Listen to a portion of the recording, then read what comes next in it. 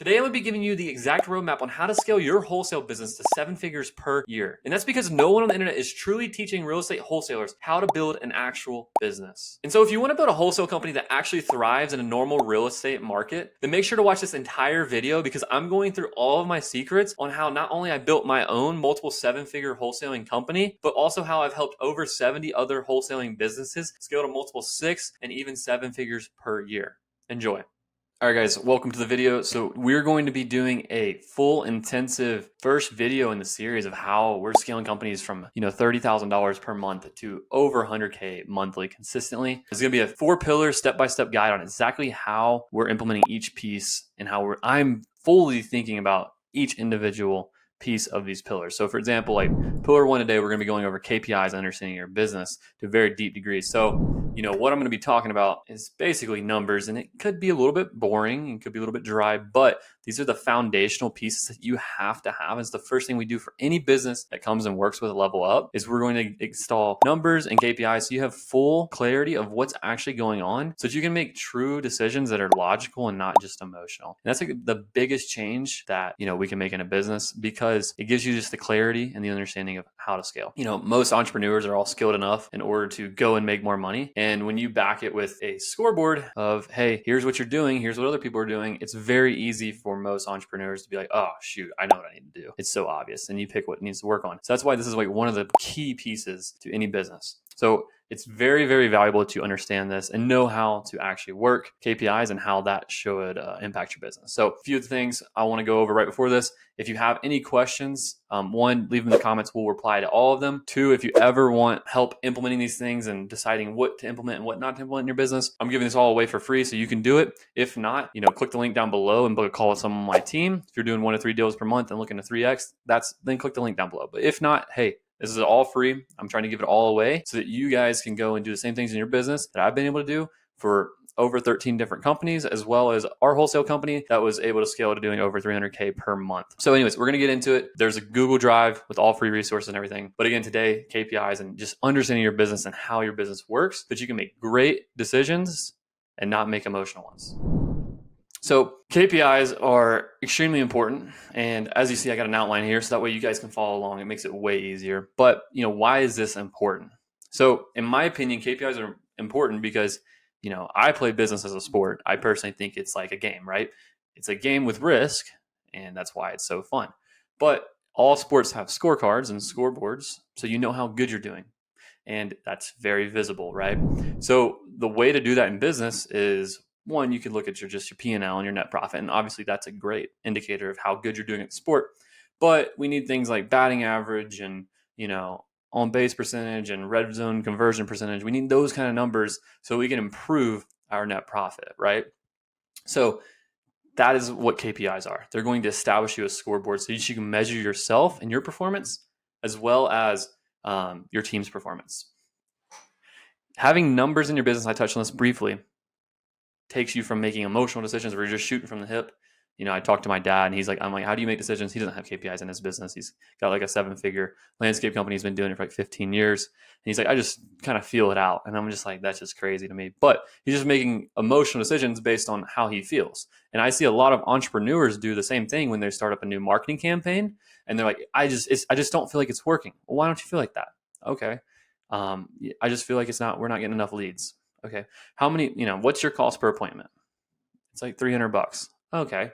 Well, in what universe is that not good? How many appointments does it take you to close normally? Oh, okay. 5. So you're telling me $1,500 is too much for you to pay for a deal? No, that's actually really good.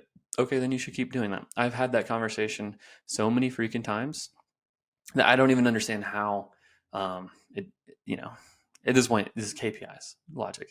Another thing too is you can feel and have this vanity that you feel like you're doing great or you feel like you're doing bad. It can go both ways. But numbers don't care about your feelings. And because of this, it makes you just way more aware of what's actually going on and brings you to reality. So if you feel like you're doing bad, numbers give you confidence. If you feel like you're doing too good, the numbers pull you back down to reality. And what this does is it just gives you more confidence and more calculation so you can make better decisions. Again, this all rolls back to just being able to make better decisions. Because if we're going to grow a company, We have to do it in a systematic way. Otherwise, you're just going to be wasting a crap ton of money, and that's not good for anyone. And obviously, no one wants to waste money. That just pisses everyone off. So we don't want to do that. We want to do it systematically, and we want to grow. So I want to start this off by one, going over why it's important, and two, just the general framework that why data is so important and to getting good. Because the framework to get good is very simple. It's having a measurable understanding of where you're at and having a measurable understanding of where you want to go. And then now we can just build a freaking plan to get from here to here. What does that look like? Is it swirly? Is whatever? And when you build that plan, it's a very simple implementation path. So for example, this is a very simple scenario. I was a freshman in college or a freshman in high school, excuse me. I told my wrestling, as my first year wrestling, I told my wrestling coach, hey, coach, by my senior year, which is 4 years, I want to be a state champ. He said, okay, let's do it. Let's talk about it. So we went to dinner and he said, all right, so you're a JV wrestler. You won a couple of varsity matches your first year and you want to be a state champion who wins every varsity match, basically, your senior year. So we have 3 years because it's the end of my freshman year. We have 3 years to accomplish this. He basically said, here's these 3 things you need to do. So you need to go to training, you need to work out, you need to eat right all the time. I mean, this is obviously a little bit more nuanced than that. But basically, he said, here's the 3 to 5 things you need to do and do them every day until the end of your senior year and you'll be a state champ.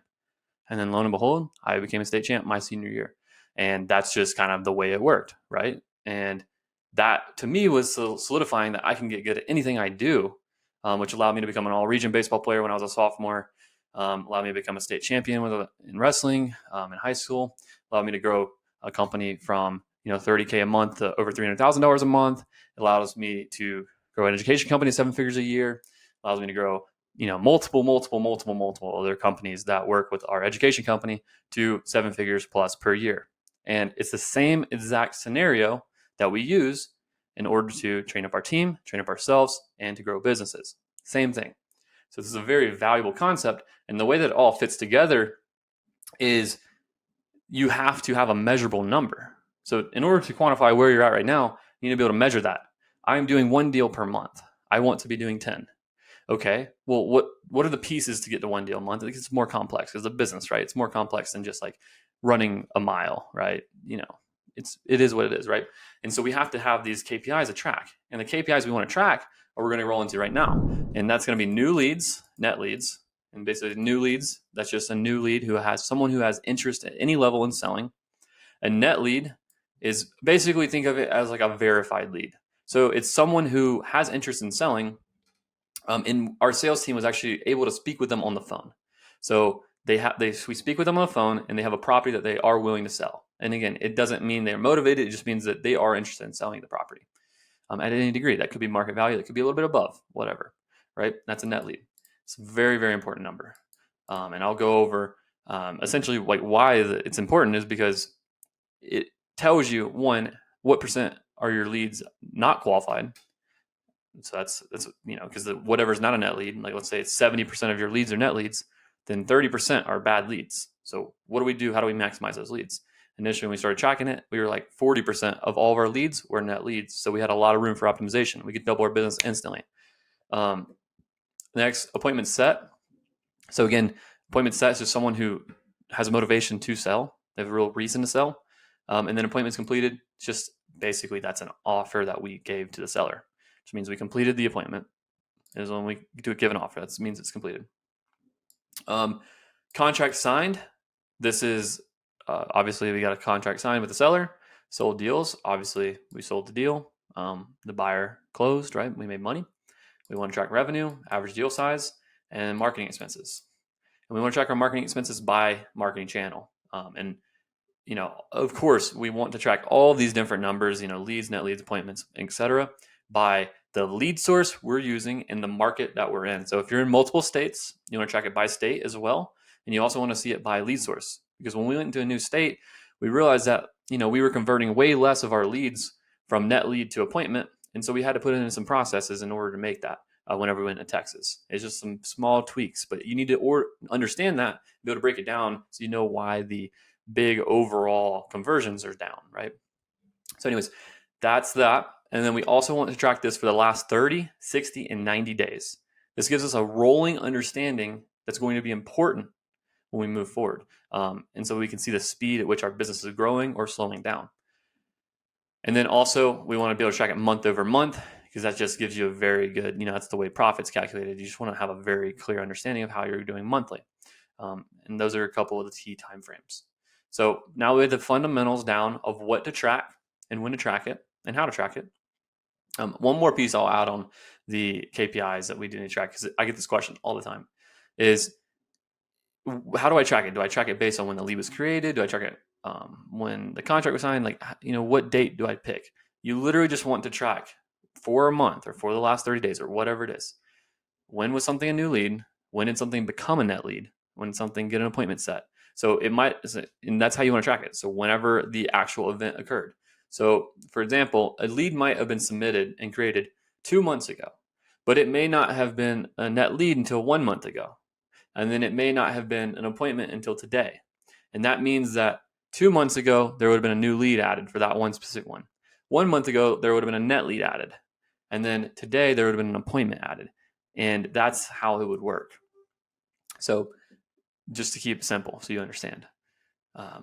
And then now let's move on to basically the understanding why these numbers are important and how to visualize this. So one, I have a spreadsheet that I'll show you guys that we can track all of the KPIs on. I'll just go ahead and pull it up right now. So basically on this tab, this is going to be in that Google Drive, but we have like this manufacturing line we're going to go over. We have like stoplight reports, so you can see all the numbers that you can be hitting. So you measure your company. If you ever run traction, it's a very important thing for your level 10s. Personal stoplight report. This is just for like people who are working with us. But basically, we're going to have the stats pages. And this is where we're going to put down all your KPIs. So texting, you can do text sent, delivered responses, new leads, etc. Cold call, same thing. Hours called, calls, connects, convos, new leads, etc. And you're going to track those per lead source. So we have this KPI sheet that you can use, and basically so that you can understand the relationship between all of these metrics. So back to the sheet is what's the relationship between all the metrics. So essentially think of this as a funnel. So I'm gonna pull up a drawing. So this is how I want you to visualize your funnel, your KPIs. I call it the manufacturing line, because these numbers are all related, and they're related in the form of a funnel. This is the best way to look at it. So we have a funnel here. It's not a perfect drawing, but it's a funnel. And essentially we're gonna have a few things. So one, we're gonna have revenue that comes out at the end. And then, we'll just call that here. We have deals here. So this is our sold deals, revenue, same thing pretty much. Then we have our contracts. I'm just gonna put CNT for contracts. We have our offers. We have our appointments. And again, offers and appointment complete are the same thing. We have our appointment set. That's appointment set. We have our net leads. And then we have our leads. And then we would have our marketing. And you can call this SMS, cold call, PPC, direct mail, whatever it is, right? So this is the way that your business works. And this is the order in which the process should take place. You text someone, let's just, work through it. And this is why the KPIs work. You text someone, they become a lead. Once they become a lead, you call them.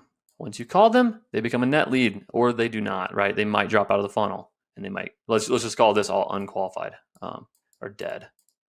So this is all dead down here. So it could drop out from a lead to be dead, or we never talk to them. And so, once it becomes a net lead, we determine, is this an appointment or not? Do they have motivation? Yes, they do. Okay, move to appointment. Okay, now they're an appointment. Does this fit our criteria for me to give them an offer? Do they show up to the call, etc.? Boom, we give them an offer. Okay, out of the offers, do they convert to contracts? Boom, they do. Okay, now what percent of contracts turn to deals? Boom. And then now how big of our deals? And that's revenue. That's how much money we make, right?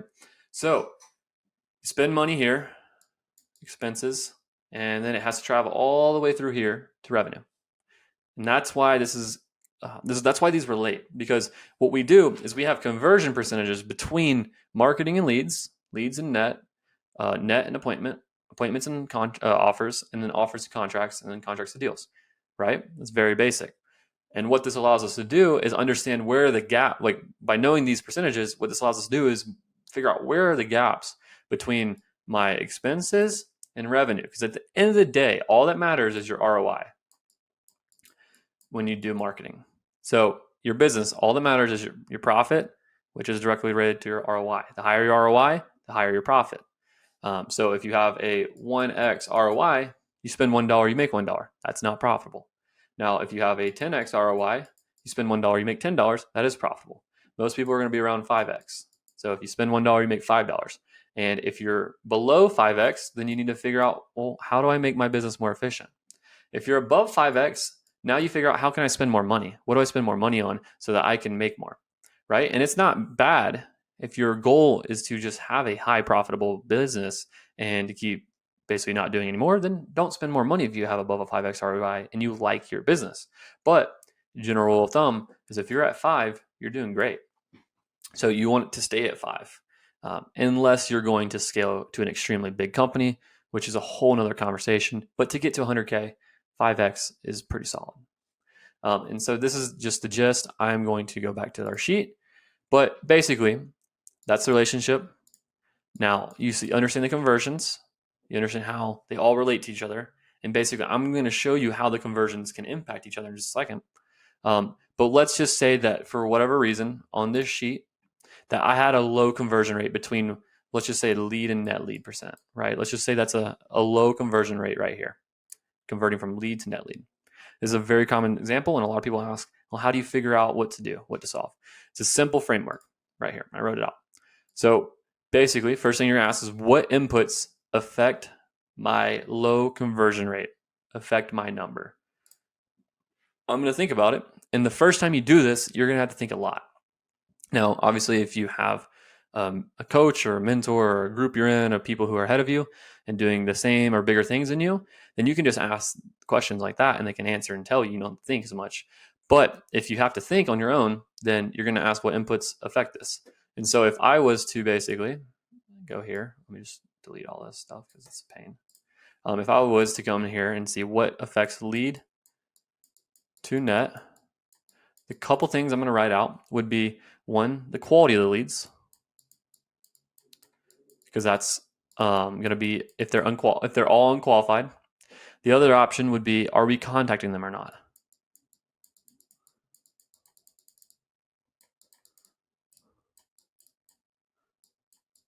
Sorry, my handwriting is so trash.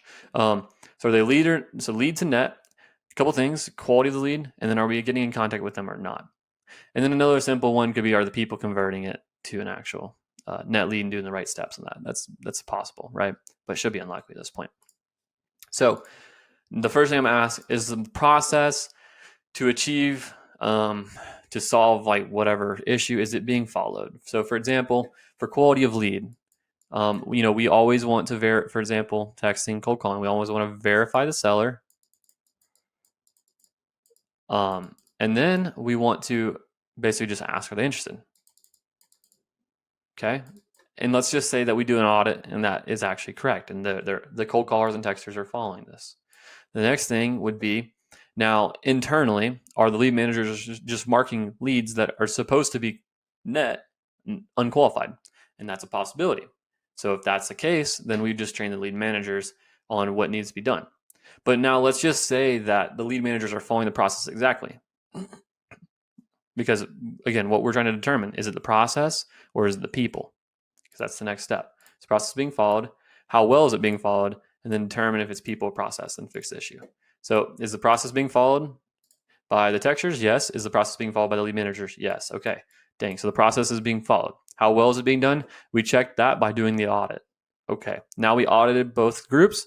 We know that the process is being followed. So we know there's something else that's broken. And that because the only other thing that can add into this is the data. So then we would go look at the data process. Okay, are we texting leads that we should be texting? Oh, we're not. These are all bad leads, or whatever, not lists that we like to do. Or maybe it is good lists. Then maybe the process needs to be changed and adapted. And that's how you evolve and fix a piece of the manufacturing line, is it's through a simple evolution of following the chains of effects and then understanding what's cause and what's effect. And then if the thing you're supposed to be doing is being done correctly to the right degree, then you know that it's the process that needs to be changed. But let's just say that in this scenario, where I'm talking about the quality of the lead, when I go to the textures and then they're not verifying it's a seller and they're just making sure they're interested, well, then there's our issue. The textures aren't following the process. So the textures just need more training. So it's the people. And the people are going to be the issue 9 out of 10 times, easily. Maybe 99 out of 100 times. It's going to be the people. People just need more training.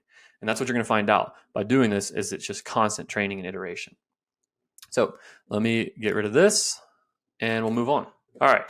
So I think we got straight through this simple framework, but this is a very, very simple framework that is probably the most important that you can take away from this is understanding how to fix something that is wrong. And you can do this with almost anything. What's affecting it? Is the process being followed? How well is it being followed? Okay. Is it the people or process? If the process is being followed and it's being followed well, then it's the process. If the process is being followed but not being done well, then it's the people. Because people do processes, and processes are the systems and the foundation of your business. You need to make sure those are sound. You need to make sure people are following them the correct way. And that's the mark of a good operator, is if someone can have their entire team doing great processes and doing them well. Okay. Now, how do I project? Because we got these numbers, we figured out like how they are all working together. How do we use these numbers to understand the story and to actually project my business to make more money? Because right now, like I've just kind of taught you what numbers are, but I haven't really shown you how to make money.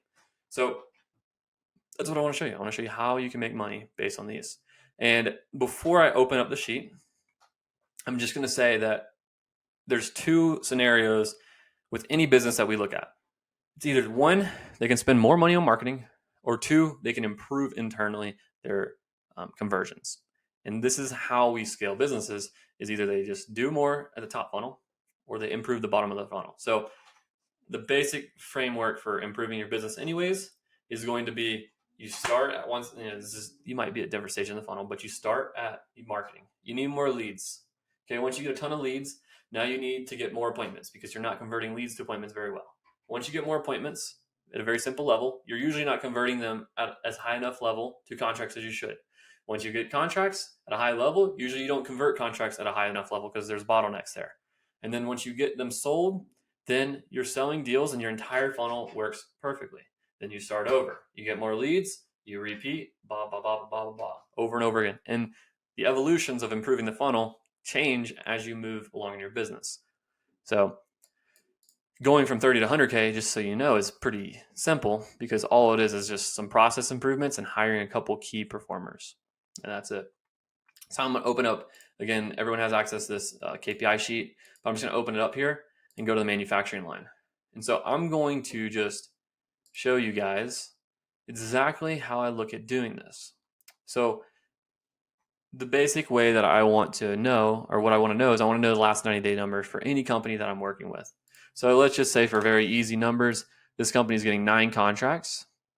And let's just put in some statistics that are quite common for most people. So I'll just put in this. And then net leads, 5%. Wait, no. Yeah.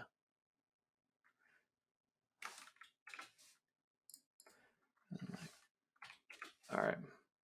So a lot of companies look like this, where, not average deal size though.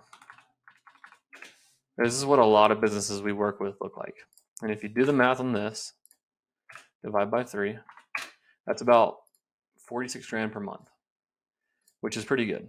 Most actually businesses have like a 15K deal size, or they're a little bit smaller, and they're doing a little bit less contracts because they're not usually generating that many leads. Let me actually go to a more realistic number. So this is a much more realistic number of what businesses we're working with are actually doing.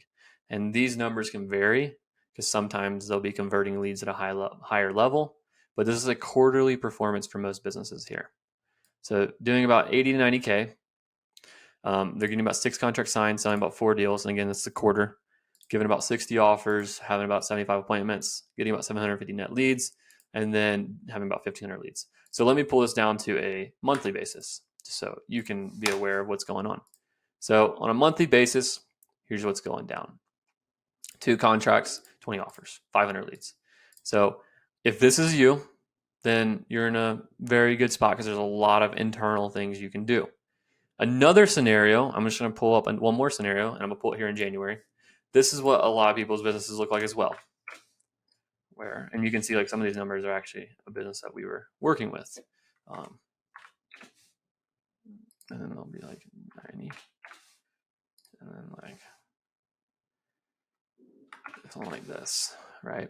So a lot of businesses look like something like this. And let's just put it at 20K. It's a lot of times 15K too as well. But here's sometimes what another business looks like. Sometimes they'll be at 15K. We'll just keep it 20 because 20 is a pretty basic deal size for a lot of people. To give you context, we're at like 30 or 32.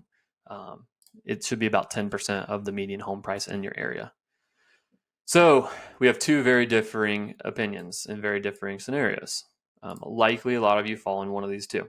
And if you don't, then you might fall in a scenario where your deal size is smaller, or you convert less of your leads at the front end, and then convert way more here. There's all kinds of scenarios, but these are the two general ones that we'll do. And I think these will suit most of you of exactly how I go about looking to fix this, and then also how we go about looking to plan for this in the future. So again, just to look at the numbers again, basically we're going to try to figure out two things. It's how do we decide to spend more money or optimize? That's the first thing I'm going to be looking for. And then from there, we're going to determine the biggest things that we need to focus on, the biggest levers we can pull from a numbers perspective that will double or triple the business. And you will see exactly how I think about going in and fixing businesses. And so that you can do the exact same thing, take my brain, put it into yours. So if my company that I'm working with is the one, and I'm gonna change the baseline company here. I'm just gonna move this one to here, and then I'm gonna move this one. Oops. I'm gonna move this one to here so I can really work on them. So I'm gonna basically do the changes for the baseline in January, and I'm gonna do the changes for February and March. Okay. So a very common number that could happen for this company is they could be at 75% net lead to net lead. This is a very reachable and achievable number. And what I want you to do is I want you to look at two things. Is one, this is working from a capacity of leads. So it's not going to increase the amount of deals I do by increasing this. But what it's going to do is it's going to lower the number of leads that I need in order to achieve this. So right there, I just made one change, and I went from needing 500 leads to get 2 contracts to needing 334, which if your cost per lead is a pretty standard amount, if your cost per lead is a standard amount, which is probably about 15, 20, just depends on your lead source. This person's spending 10 grand in marketing, and this person's spending $6,000. That's a pretty big change from just savings, right? Now, the other side of it is you can likely get your net lead percentage up a little bit. Not probably a drastic one. I don't think there's going to be the biggest lever, but you could. In theory, you could probably get it to 15% pretty easily. 20% is a good number. Like it's a really good number. 15% is a very achievable number. Look at that. Now we're 2 times more efficient with our money. Okay. And then the last lever, that's a very big one, takes a long time, is a lot of people can be closing between 15 and 20% very easily if you're doing it virtual. If you're closing in person, 20% should be very achievable without any problem at all with some sales training and some sales processes. And then now look, if we do all that, we are literally 4 times more effective with just optimizing a few things. Now, will you get to these perfect world scenarios? Maybe not. I think this and this are very achievable, but this is more likely to be 15%. And so we spend a third of the amount of money and have the ability to make the same amount. So that's how you can increase your return. Now, if I still am getting 500 leads by increasing this, I should be able to go from 2 to 6 contracts. So that 4x my business, and I'm spending a little bit less money. So that basically means that if I don't quite meet these goals, so let's say that I'm closing at 13%, then I really can do the same thing. Maybe I'm closing at 14%, and maybe I only convert 13% of my leads here. See, it's pretty close to being the exact same. And that's what we're doing for businesses. So essentially, we would be going in here and figuring out, okay, let me turn all these back to 50. I'm going to teach you exactly how to figure out the biggest lever one.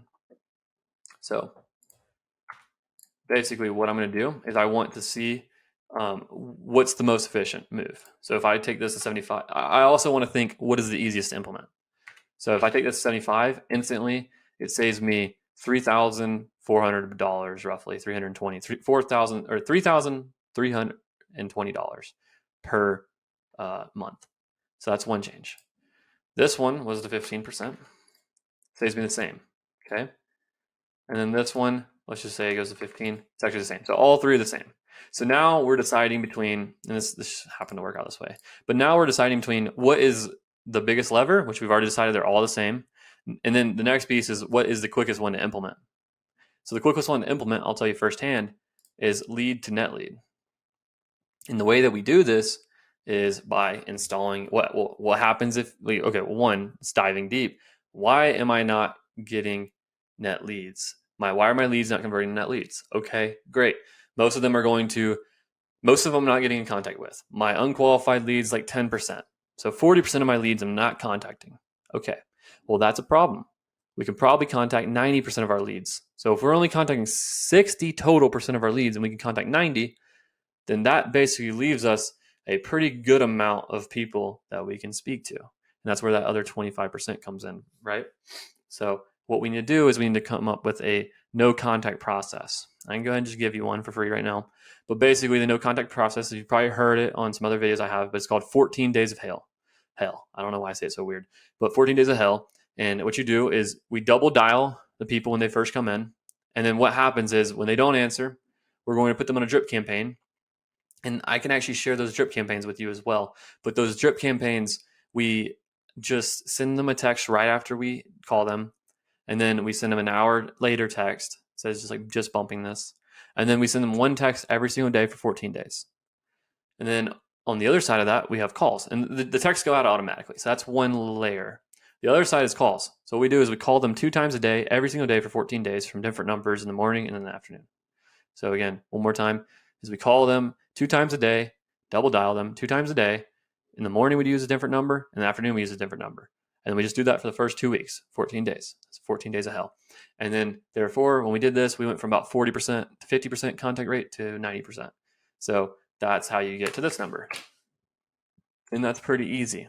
It's just making sure your team follows this process and you writing up some drips or copy and pasting the ones that we give you. And then from there, you can figure out, well, how can I convert more net to appointment? What is that? It's usually just more lead management training, KPIs on that. Like your team has like KPIs as well. So like calls per appointment, there's calls per appointment. It's 100. How can I get that down to 50? Our teams are like 45 to 50 calls per appointment. So how can you get that down? Well, work into it. Like, well, what inputs affect my output? Well, if I have better rapport, if I ask better questions, blah, blah, blah, build more credibility, and then boom, train on that. And then now you're making real progress. Same thing with appointments completed to contracts. How do you get more contracts signed from offers you give? Well, there's a direct correlation with the amount of call, like time on the phone you have. There's a direct correlation with the amount of rapport you build. There's a direct correlation with the number of objections you overcome in a call, and like objection handling, and like how can you limit those before the call? How can there's all kinds of things, right? And so that's all training on figuring out why am I not getting the result I want? And then how do I solve each of those problems, and what's the biggest problem to solve? And that's all you do for each individual piece, over and over again. So anyways, that is what I would do for this person. Now, that's a scenario where you're going to optimize and improve the inside of your business. Now, if you're this person, what do you do? Because you're performing at a pretty good clip. And also one other clip too that I'm going to add in is there has to be a degree of efficiency that you're happy with. And that's where that 5x return comes into play. So for example, for this person, they're getting a 2x return. But if they get this to 75%, you can see that they're getting pretty close, they're getting pretty close to, they're spending 10K a month, they're making 40. So they're pretty close to that 5X. And again, 5X is going to be for cold calling and SMS channels. If you're doing inbound channels, you could be a little closer to 3. I still would much prefer at least 4. 5 is the best. So anyways, that's pretty solid right there, right? So, and if you're doing inbound channels and you run only an inbound team, 3X ROI is good, but 4 is better.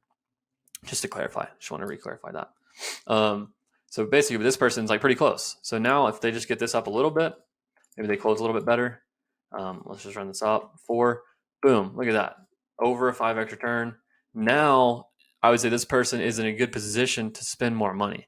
They could keep optimizing, right? I have no problem. It depends on how you want to run your business. I have no problem with this person continuing to optimize because they can get a little bit more. They can do bigger deals, right? They can optimize and say, all right, I'm now, instead of underwriting my deals at $20,000 per deal, I'm going to underwrite it at $25,000 per deal. And I'm just going to do bigger deals. And 5K is not going to make or break it. Just train a little harder on your negotiations, right? It's not really a big deal. So if you think 5K is going to make you lose a bunch of deals and you just aren't good enough at sales yet. So that's really my opinion on that. But anyways, so then, you bump this up to 25K. Boom. Now look at you. You can be a $100,000 company, spend 10K a month. That's how your profits skyrocket. But let's just say that you want to grow, right? As long as you're at that 5x return or above, then spend more money. And just spend more money, and that means just get more leads. So if I'm this company right here, and I want to, let's just say that, again, I'm gonna do the same thing. This times $20. Let's just say I'm spending $2,500 a month on my marketing. It's pretty common for this, $20 per lead. If I'm spending $2,500 and I'm making 40, I have a really good return on my investment because I have a really solid business right here, right? So what should I do? Well, if I was you, I would just spend more money, and you could double your marketing. You could spend a little bit more. You could spend a little bit less, right? Or a little bit more than double, a little bit less than double. I'd recommend probably just like an incremental increase. Depends on how good your team is. If it's just you, and you got, again, these are the bottlenecks, you got to also ask yourself the question of, like, if I was to get more leads right now, do I have the team in order to set more appointments? Okay, yes, the answer is yes, then move on. If the answer is no, then, okay, well, what do I need to do for my team in order to get more appointments? Probably need to hire more lead managers. You need to get a dialer in your CRM, etc., whatever it might be. Now, let's say you do have the team to get more appointments if you got more leads, because they're not going to be overwhelmed. Okay, great. Well, if I got more appointments, can we service those appointments? Do I have enough salespeople? Am I doing all the sales calls? Can I take more sales calls per day and still run the company? If that answer is yes, then okay, let's spend more money. If that answer is no, then do the necessary things in order to be able to spend more money on marketing. And that's your bottleneck.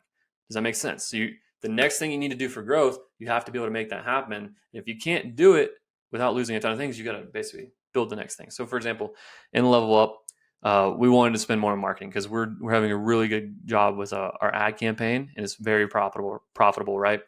But we need more sales. Like, we truly cannot have more than 4 book calls per day. Right now we have 4 book calls a day on average, 3 to 4, and we can't take any more than that. So in order to grow the company, yes, we could spend more money and get more leads, but we don't have the people to actually take the calls if we did get more calls. So we have to hire a sales guy and then ramp up appointments at the same time. Does that make sense? So that's literally just the evolution of it, and that's just what has to happen. So anyways, if I have the ability to get more appointments, if I get more leads, if I have the ability to take more sales calls, if I got more sales calls on my calendar, and then I could sell all those deals as well, then I just go ahead and I'm this guy, I just spend more money. So boom, depending on what I think I can hold, do the math. Okay, if I was to I want to do 6 contracts a month. Can I take 36? Can I take 40 appointments a month? That's 2 a day. Could I do this many? Can I do this? Can I do this? Can I do this? Whatever it is, right? And another metric just for lead managers, you want about 10 to 15 leads a day per lead manager. Once they get above 15, you stop losing a ton of optimization. 10 to 15 is a good range. 8 to 12 is fine. Like, it's really like 8 to 12 is like a great range. 10 to 15 is a great range. It just depends a bit on your business model. I've seen it work at either tier. And then also appointments set just roughly, like, if you're doing virtual appointments, like, 2 to 3 appointments a day is a pretty good number for your acquisition guys. For example, like, they also can do 4 if you have good people, right, who are very hungry. But no more than 4 appointments a day is a general rule of thumb. Some days you have more, some days you have less, but just a general rule. And obviously, your own capacity if you are doing the calls. So anyways, boom, let's just say I could double it. I look at it. Yep, all these check out. I can do that. Boom, right there. You execute on this, you're doing 80K a month. Increase your deal size. Boom, 100K a month. Just like that. And so what we would do is we would just pick the initiatives that need to be taken care of for this company. And that could be whatever, right? But you just pick the biggest lever. It's going to get you the opportunity to release the bottleneck and grow. So hopefully that makes a lot of sense. Pretty straightforward. So let's just determine we figured out what the biggest problem is. So let's go back and now we need to implement this problem, right? And there's a couple of very, very critical things. I've said highest lever, biggest return a million times, right? That's going to be number one. So for example, I kind of went through that with this first company. Let's just go back and put down a couple initiatives. So I'm going, because this is a little bit, I'll go ahead and just pull up and give you guys a full plan of exactly how I'd scale both companies and like what plan I would give them of action. And of course, it's just a plan of action for them. And, they can do with it what they want. But this is exactly what I would do if I was them. So if I'm this company, I'm company A. Let me go back to 2 deals. And I get 500 leads a month, and I close 2 contracts a month, and I make 20K. If I spend 10K on marketing, I'm not super stoked if I'm that company because you're not making a lot of money. But it's okay because it's a very simple framework on how to get out of that. One, I'm installing a simple process here. This is the first step. So the first thing I'm doing is I'm increasing lead to net. So I'm going to write out lead to net increase. And that's number one. Number two, I'm going to train my lead managers. And if you don't have lead managers, maybe you need to just hire some lead managers for this number, right? So I'm going to increase net to appointment. Number three is I'm going to increase close rate. And then I'm going to, depending on what all happens, I would consider increasing average deal size. Doesn't have to happen. It makes it a lot better. But the simple, these are the things that I would increase in this business if I was, looking at it. I pick the biggest lever. Biggest lever is going to be lead to net lead because it's so easy to do. So I'm going to basically put 14 days of hell. After that, I'm going to either tell them to hire a lead manager, hire 2, you want to hire salespeople in 2s, hire 2 lead managers, or to basically train them up and get their calls to appointment down. So that's the next thing I'm going to prescribe is, lead manager or, new LM or train to lower call to appointment. And that also still could be, if these guys suck, replace LMs. And in a simple way, post on your social media, number one place to go and get anyone new, or go on Upwork, look for people who are virtual, or make a Wise Hire job post, something like that, right? Close rate. Close rate is going to be simple. It's a few things I'm going to implement for this. One, depending on their skill set and what the entrepreneur wants to do, if they're just like, yeah, we just, I'm closing the deals, a lot, like a very simple win is like for them to implement the MLS strategy. That's a very easy win. And then after that, I want them to usually do a pipeline setup, which is basically just going to be like them having a system for their pipeline. So anyone who basically is a hot follow-up or negotiation. So negotiation, someone who's going to possibly close in the next 7 days, hot follow-ups next 30 days. We want to have 3 tiers for after their offer when they go into those stages. And it's why do they not close? And then basically, why did they not close? We want to know their motivation. That's got to be in there. So it's got to be able to see that. Why do they not close? And then what's our next steps to overcome that? Why do they not close? And then we just have a next contact date and a last activity date. And then we basically manage that pipeline. And every single day you go in there and you read, why did this guy not close? He didn't close because of this. Okay, what can I do? And you're just going to sit there and think. I just want you to go through each one. And doing those couple things is going to help you come up with more creative strategies in order to close people and test things out.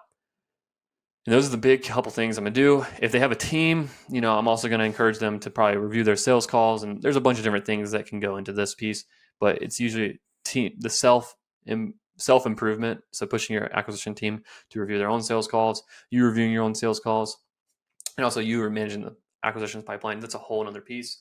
And once you get all that done, then it's basically, all right, once we hit that 5X or more, and we feel comfortable with where we're at, again, as soon as you hit 5X, you do not have to scale, because the biggest mistake we made was we grew a company. We're doing like 150, 180K a month. consistently fully removed ourselves from the business. The only thing I wish we would have done longer is sit there in that sweet zone of 150 to 180 and just do absolutely nothing and just enjoy our lives and stack more cash. That is the one thing I would say that was my regret. I wouldn't say it's a regret. It's one thing I would do differently. So if you get to a point where you're extremely happy and you're making money, it's okay to sit there and stack a little cash before you invest back into your business, because you should always, in my opinion, have 6 months of cash in your bank account for whatever your total hard costs are monthly. So 6 months. And so if you don't have it, build up to it. If you do have it, maybe you want 12 and build up to 12. Whatever makes you feel comfortable. Or if you have 6 and you just want to take distributions and make money, do it. By all means, there's no problem paying yourself money. And I want that to be very clear. So anyways, this is what I would implement for this company. And the thing that I wrote here is slow is fast, right? Now that doesn't mean don't do anything, but slow is fast. And what I mean by that is implement 14 days of hell and make sure it's done right. So you might do this over 1 week. It might take you 1 or 2 weeks to implement 14 days of hell. But I don't want you to think about doing anything else until this is done perfectly.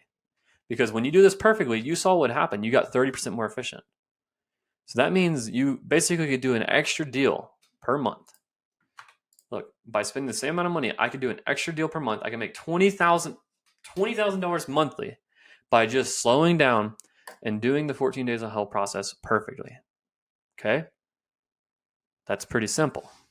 Now, the next piece of it is if I was to get a new LMs or train to lower calls to appointment, it's going to take a little bit more time. And it's going to be a little bit more intentional. And this might take you 2 to 4 weeks, right? Our transformation from 125 calls per appointment took about 3 weeks to get down to 55. So if you do it, this should go up and it might be a month later. But you have to implement this every week over week and you're going to see improvements. But again, look at this. If I just spend 1 month just working over and over again on increasing new to appointment, look at what it does to my cost, and look at what it does to my revenue. I got another deal per month by spending time only doing one thing. So again, look, we went from 20K to 40K in 1 week, and this is again what you should be future pacing for.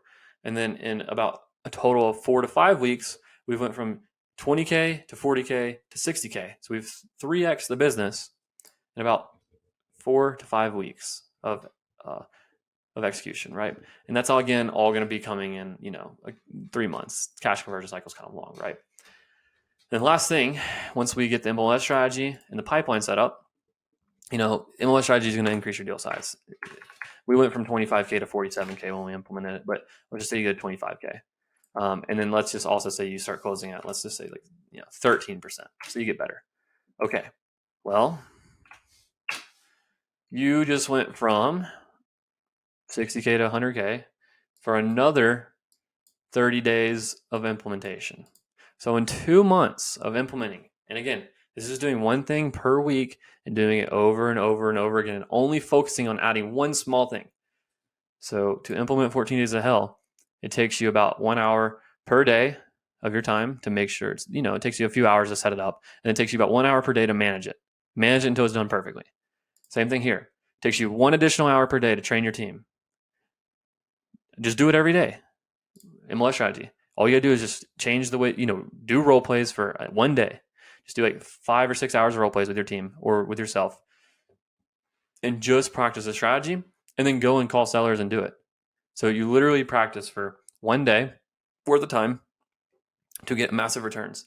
Pipeline setup. You literally are going to review the pipeline for 30 minutes a day. So these are small things. These are all things you're adding. And once you add them, the only thing you have to do forever is the pipeline review. That's 30 minutes a day. Everything else you implement once and it's done.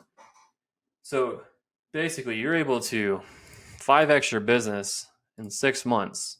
You're able to 5x your business on the leading indicator side in about 3 months. And then by 6 months, you hit 100K. That's the recipe. We have a lot of people who've done it in 6, 7, 8 months. So it's not rocket science, just doing things perfection and then moving on. And that's what I mean by slow is fast, is one at a time until you get it done. If you're doing boom, boom, boom, if you're trying to do 14 days of hell and then you try to do all this, you're not going to do anything. And I can tell you from experience because I've done it. So, and I've done it in the sense where I didn't do it the right way. So that's that. So I would implement that. This next business, there's a lot more nuances and I have a lot more questions in regards to basically where they're at. But if I'm them, I'm going to assume that most of the time this business comes in, they actually don't have a team. So the first thing, if they do have a team, it's maybe a lead manager, or it's two partners. One guy does like lead management, one guy does dispo. That's the type of scenario, right? So in that scenario, I'm going to basically suggest that we hire lead managers. So we basically just want to replace the funnel, which is the entrepreneurs, to maintain the funnel. That's the goal. Usually, the best closer, which is an entrepreneur, is going to end up staying in this role. And that's just for temporary while we can replace the first half. And then once you replace the first half, that frees up this entrepreneur to take more appointments because they have a partner who can handle ops and everything else while this guy just closes the deals and makes the guys a bunch of money. And that's the way that we want to frame this if you have two partners. If you have one partner and you're the one closing all the deals, well, one, you got to leave the lead management seat because you're overwhelmed. So we hire lead managers. You're going to have to train them up and you're still going to be taking, a small amount of appointments because this is one a day. It's really not that much. We're talking like an hour or two a day. And your follow-up calls, we're talking about 3 or 4 hours of acquisitions a day. You got plenty of the rest of the day to basically train your team and coach them up. And at this point, what you're going to do is you're going to have these appointments all coming in on autopilot, or maybe this number goes, this number should stay roughly the same. And then what you want to do from there is you can basically just make someone, hire 2 acquisition guys, put them in cold follow-up, or you can, the main thing that we suggest is to hire people, put them in lead management who can become acquisitions, and then train those lead managers into becoming acquisitions. And then that is one route, or hire 2 people with acquisition experience, make them come up through getting a deal from cold follow-ups or post appointments that you didn't close, and make them go and get a deal from that. And once they get a deal from that, they can start getting appointments, and then you can ramp up leads. But basically, you ramp leads up and appointments up to your capacity to where you can run the rest of the business. So that means that you might be able to get one more deal a month, and be able to take like a few more appointments. Maybe it's 5. Oh, wait, let me keep it at 2 here. Maybe it means you can take 5 contracts. You can take 30 appointments a month. Maybe that's what it means. And then from here, you're just going to, you replace yourself from lead management first. Then you scale it up to what your new time is because you're only doing appointments. And then from there, you're going to scale yourself out of doing appointments. And then you're going to manage the entire business. So does that make sense? Let me wrap that back around. So from here to get to here, yes, 3. Trying to remember where I was here. Okay, that's where I was. Okay. Yeah. So from here, what I need to do if we get from here to here is I need to hire a LM, and then I need to spend more on marketing to cap myself out at AM. And then once you're doing that, replace myself at AM. And then now that you replace yourself at AM, manage the business and spend more to cap out your team's capacity. And that's it. So that's literally what you'd implement. First things first. Again, slow is fast. Implement one at a time until it's done. And it's done well. And yes, there are things that you can do simultaneously because it's very easy. Like, for example, in the last scenario, or in this scenario, you can hire an LM and spend more on marketing to cap yourself out. So as you hire and train them, you can spend more on marketing to get more leads. So this guy has leads to call, and you can cap yourself out. That's very possible to do all at one time. And it's also very possible to, it's not as possible to replace yourself at AM and spend more. But you got to do what makes sense for you from a time perspective, and only you know that. So let's move on. There's also a very simple framework on this too. So let's say that I have now made a successful transformation from 20 to 100K per month. Well, or you went from this to 100K. We could obviously change this and adapt it, whatever, right? But let's just say that this is the scenario that we did, and we are now looking to keep evolving and growing. So in this scenario, as the entrepreneur, you can determine what you want. You can determine if you want to scale more and hire more team, or if you just want to, keep growing and being efficient. I think that in this scenario, I would recommend getting yourself and your team fully established, and then getting your close rate up more. And I would just really focus on that and keeping the score part of the business very stable. And then once you've done that for a few months, at least with very consistent results, so let's spend more money and let's repeat the cycle. So again, right here, it's implement, wait, measure, repeat. So it's, again, for each one of these things, if I'm going, and again, on the last thing, I was going to improve lead and net, 14 days of hell. How do I implement it? I implement 14 days of hell. I wait. I make sure my leading indicator, which means the leads I'm contacting per day or per week, is way higher. And then I make sure my leads to net leads is way higher. And then I repeat into the next stage. Does that make sense? So you implement the action, you wait for time to pass, and you measure it. And then once you measure it and it's success, you repeat in a new avenue. Otherwise, if it's not a success, you go back and figure out why it's not a success and you do it again. And that's it, over and over again. Okay, so we just went through a pretty complex scenario here of how we scale businesses. And then part 7 right here is this is more about maintaining your 100K per month and also being able to understand leading and lagging indicators. I know I mentioned that before, but it's pretty easy. Leading indicator, it tells you where you're headed. Lagging indicators, and a leading indicator, for example, would be like leads or appointments, something that happens very quick and that it projects where you might go. Lagging indicator shows you where you've been and what happened, and it's a very past tense metric. And that's like net profit. Net profit's a lagging indicator. It shows you what happened way back in the day, and you can see it. A lagging indicator could also be like sold deals, right? Revenue is a lagging indicator as well, because compared to leads take 1 or 2 days to happen once you spend money. Revenue takes 90 days, 100 days, something like that to happen once you spend money. That's the difference, right? So what we want to do is we want to understand our business's trajectory, and this is while we're scaling, so we know if we're comfortable with what's going on. And then also, like, once you've actually grown and hit that mark of 100K per month or whatever your goal is, you want to be able to maintain that. And by maintaining that, your business is going to ebb and flow. And so you want to be able to understand and project, what way is my business heading? Is it heading up or is it heading down?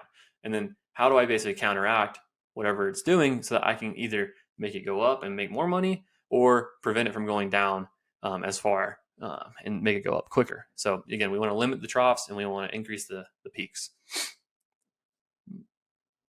Little ship. But anyways, so basically this is why we have 90-day numbers and 30-day numbers. So what's this going to tell you? So there's 2 scenarios. So let's say we're speeding up. Let's say we're slowing down. You could be staying the same too, right? But if we're slowing down, we have to make the decision if we're slowing down, speeding up, or staying the same, comparing it to our baseline performance. So our baseline performance is, let's call it a 90, or you could even call it a 180-day performance number. So it's just your average for the last 180 days or last 90 days. I personally think in wholesale, 90 days is typically a solid enough number. There's also been scenarios where I look at 180 days and use that as my moving average. And what this allows you to do is to say, okay, what's my 30-day moving average for each of these numbers? And then what's my 90 or 180-day moving average? Kind of like the stock market, right? So if my numbers are worse, it means I have less leads, less appointments, everything in the last 30 days than I would average in the last 180 days. So again, you got to do 180 days and divide it by 6. So you get a 30-day number, right?